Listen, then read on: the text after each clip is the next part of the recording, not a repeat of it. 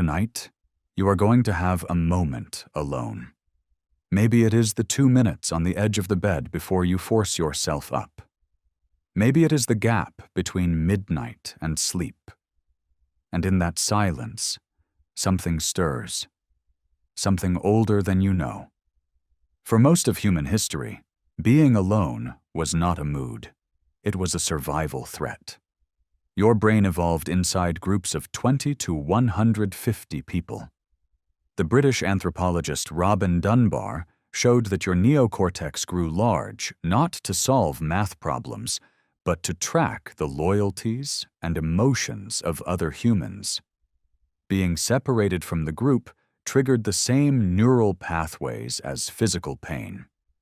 Your heart rate changed. Your cortisol spiked.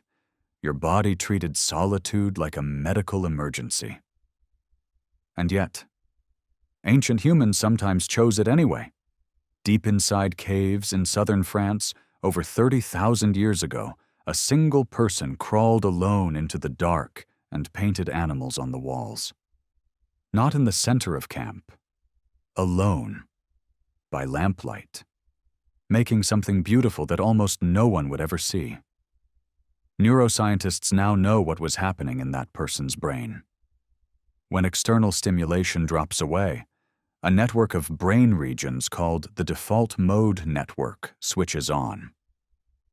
This is where your brain simulates other minds, rehearses the future, resolves emotional conflicts, and builds your sense of self.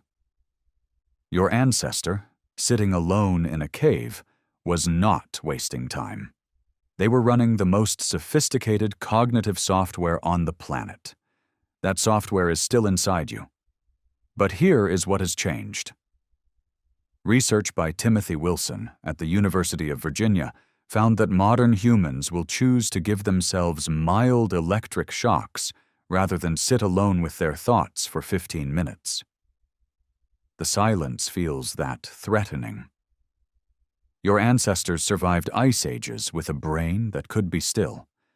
A brain that could sit in the dark and think thoughts so deep that you can still see them on cave walls today.